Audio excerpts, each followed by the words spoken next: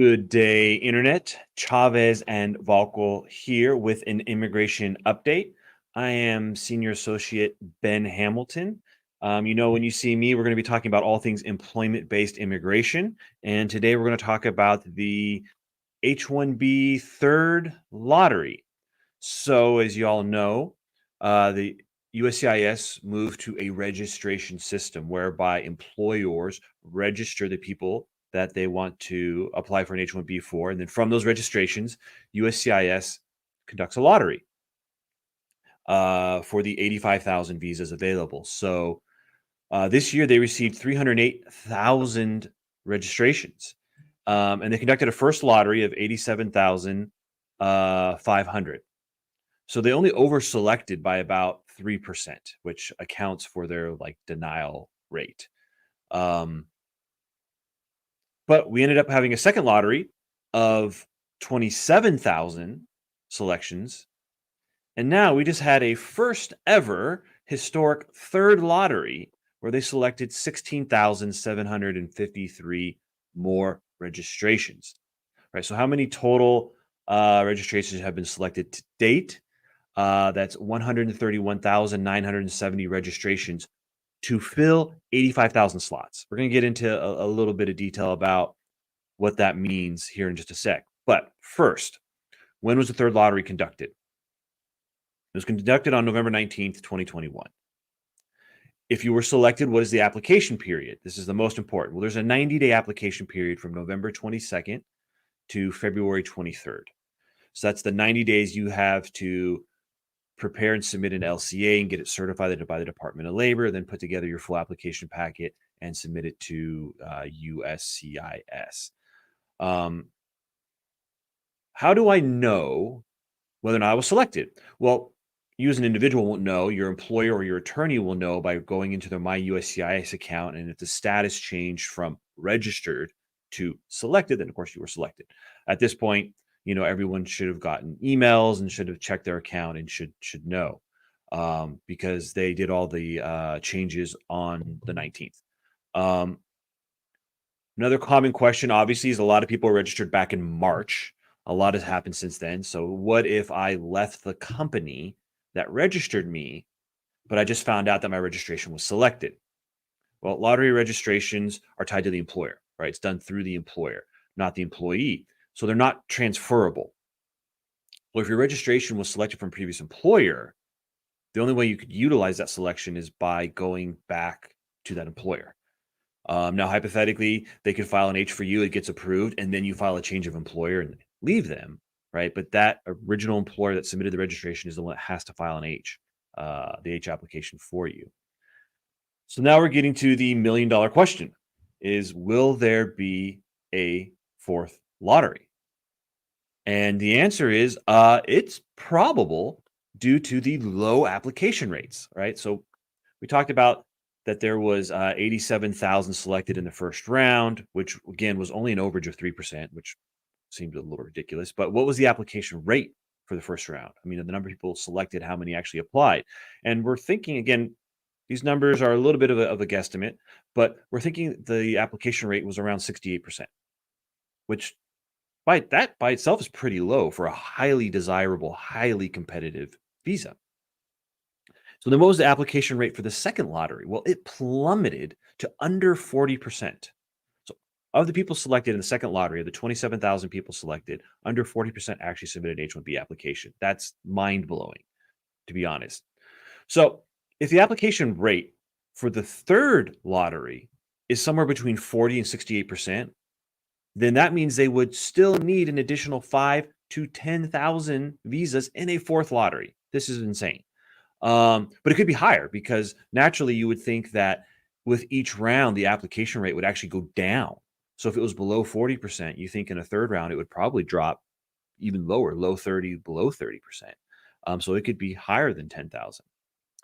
So then what will the overall numbers look like at this point? Well, if there is a fourth lottery, that means USCIS will have selected over 140,000 registrations to get 85,000 applications. Again, that's insane. How does this compare to last year? Well, last year, USCIS selected 124,000 to get to 85,000 applications. So 124 to get to 85. This year, they may have to go over 104 to get to 85. So what accounts for the low applications rate, right? Could it be related to a higher denial rate? Well, no. Denial rates spiked under the Trump administration, I think, peaking around 7%, just the average. Obviously, certain companies and industries got targeted and had higher denial rates, but the average was around 7%. But in the first 2 quarters of fiscal year 2021, the denial rates have returned to the historical average of around 3%. And so we're assuming here that USCIS in each round is overselecting by 3% to account for the denial rate. We know they did that in the first round, and we're assuming that they're doing it in the subsequent rounds. Well, is the pandemic to blame? Well, the pandemic was clearly a factor in 2020 because between March of 2020 and the application period, there's clearly a lot of people that lost their jobs. And as a result, USCIS selected over 100,000 registrations in the first round. And this year, again, it was only 87. Last year was over 100.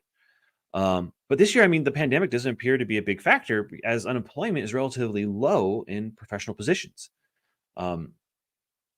So what is driving the epically low application rate? Well, the likely culprit is fraud and abuse through duplicate registrations. So you say, well, duplicate registrations, how are they doing that? Well, a company cannot register the same person more than once, but multiple companies can register the same person. You say, well, wouldn't a duplicate registration technically be illegal? Well, no, right? So if two employers, separate employers, have separate bona fide job offers, they can offer them to the same individual who can then be registered twice, right? And is that the case here, that there's just all of these legitimate duplicate registrations? We say, well, no. Obviously, there are some legitimate duplicate registrations. We know within our firm, we've definitely seen some where someone clearly had two bona fide job offers from separate companies, and it was a legitimate duplicate registration. But it appears what's really happening is that people learn how to game the system. We see people essentially setting up shell companies to register the same individual 10, 15, 20 times. And we see them advertising this, on the internet, on, Twitter and TikTok and Instagram and everywhere else. And it's actually so bad that in some cases there are people that are actually charging money to the employee to say, hey, I can get you 20 registrations if you pay me, $500 per registration or something like that, which is highly illegal. So what is USCIS doing about the fraud and abuse? Well, honestly, when it comes to investigations, they do investigations, and I'm sure they will find a couple of abusers and go after them and then pat themselves on the back about the great job they did. But again, they'll go after what? 0.0005%, and the other 99.999% will get away with it because they just don't have the capacity to go after that many people. Now, USCIS did attempt to replace the lottery with a wage preference system, but the rule struck down on a technicality. Essentially, the acting secretary at the time under the Trump administration didn't have the authority to do it. So it was struck down on technicality, not on a legal argument, although they did make a legal argument too. So far, the Biden administration has not reintroduced the rule, and even if they did now, it likely wouldn't go into effect in time if it did. So again, the question is, well, so the Biden administration is doing nothing? For now, yeah, it kind of appears that there'll be no changes to the lottery in March, which means now that everyone knows you can get away with the duplicate registrations, it's probable that we'll see applications just skyrocket, registrations skyrocket from 308, 309,000 to 350, 375 as people are registering 20, 30, 40, 50 times. Now, there is a class action lawsuit that was filed to challenge the validity of the registration system. This lawsuit is called Lou v. Mayorkas, and it was filed in the Federal District Court of Washington, D.C. The suit alleges that the registration rule is unlawful because it was created in excess of statutory authority, and it was arbitrary, capricious, and abuse of discretion, and not in accordance with law. Right? So, I mean, what does it mean by excess of statutory authority? So the first cause of action is technical, it's legal. It basically says that the registration rule allocates H-1B cap numbers by registration, whereas the Immigration and Nationality Act says H-1B should be allocated by alien, right? In other words, the registration rule violates the plain text of the INA. So it should be a one-to-one by alien and not a one-to-one by registration. That would just, in and of itself, sort of eliminate all the fraud and abuse. Um, And then the second cause of action, what does it mean to be arbitrary and capricious? I mean, the second cause of action is basically the argument that the registration rule opened the door to rampant fraud. That was obvious to everyone because it's all throughout the comments to the rule. People were pointing out all of the potential ways this could be abused. Of course, it was obvious to everyone except USCIS, who defended it and was like, "Oh no, no, no, this is going to be great." Um, so with the third lottery and the low application rates, how does this impact the class action lawsuit? Well, I mean, USCIS was on the record in the lawsuit stating that there would be no third lottery. But then, of course, they had to file a brief on the 19th to update the court that they actually had done a third lottery. So we think that this clearly strengthens at least the second cause of action, right, about the fraud and abuse and all this stuff. So what would happen if the court struck down the H-1B registration rule? Well, with no alternative in place, the only thing USCIS could do would be, at least for this next year, to return to the old model, which the old model was everyone had to submit their full H-1B application the first week of April. That's LCA, that's checks, that's forms, full application. And then USCIS receives them all. And from the full applications, they conduct the lottery, and then they send back the cases that they didn't select. So in this case, the application rate would be 100%, right? Because they're conducting the lottery not from registrations, but from applications they actually received and have in hand.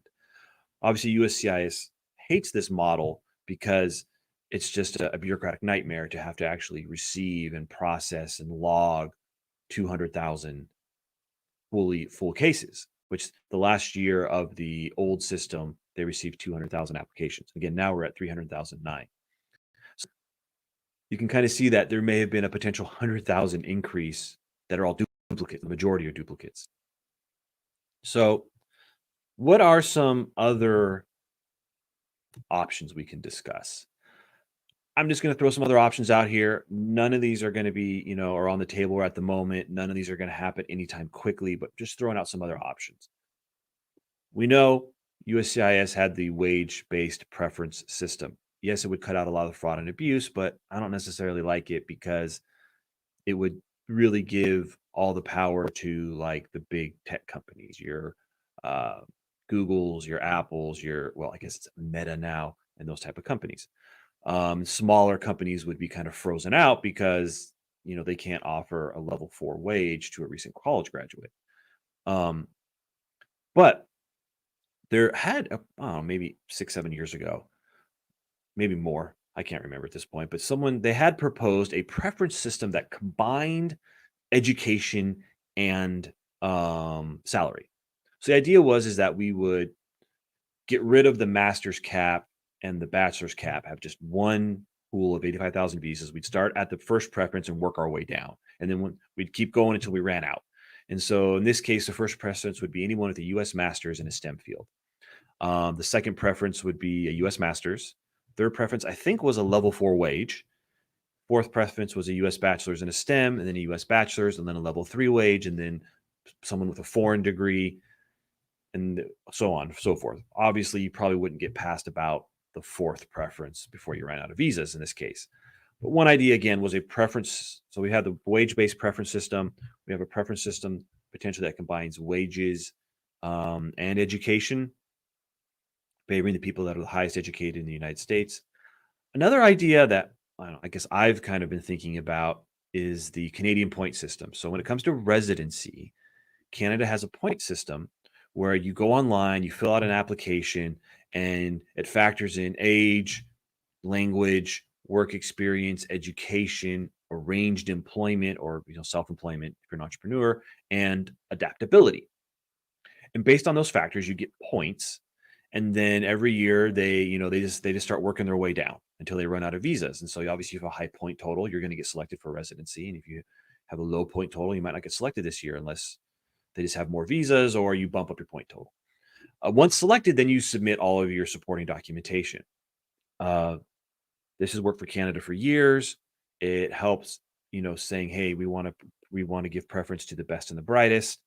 And the U.S. has actually proposed essentially copying the exact same system for residency. I'm saying, well, why can't we do this for the H, right? Where you'd basically say, hey, we go online and register. You have to fill out, this thing where you're assigned points, and the points can be assigned based on education, work experience, and then like wage level, right? So it's like, oh, maximum 30 points, 10 for each category. So if you have like a U.S. master's in a STEM field, you get 10 points. If it's also a level 4 wage, another 10 points, so total 20.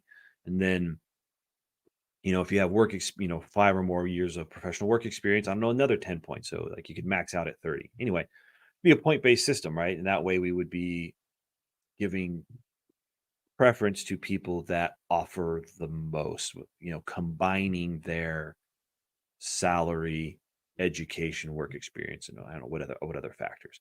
These are just ideas in terms of how to improve the system. So the main update for now, USCIS did conduct the third lottery. You should know by now whether or not you were selected. You have 90 days to file your H-1B application. A lot of people are going to be like, well, the start date was back in October, but I'm filing in November. Am I going to lose that time? No. Remember that any time that you're not in the US or that you weren't in H-1B status can be recaptured, right? So they should only count from if you file now and it gets approved, I don't know, December 15th, they should only be counting your 6-year cap starting December 15th, not backdating it to October because you weren't in H-1B status from October 1st to December 15th. So again, that 6 years is only time in the U.S. in H-1B status. You're always able to add back time that you weren't in H-1B status or you're outside of the U.S. So remember that. Now, if you have any questions, please feel free to reach out to our office. You can go online, schedule a consultation, reach out to us through social media or email. We're here to look over your case, answer any questions you may have. Also, download our app, Lawpilot GUARDIAN. Got a lot of the basic app is free. It's available for all systems. It's got a lot of useful information and updates. We're also building in more functionality in terms of case management. You hire us to handle your case. A lot will be done through the app. But anyway, I hope this update has been useful. Let us know if you have any questions. And then tune in later for additional updates and discussions of visa and residency categories. Thank you.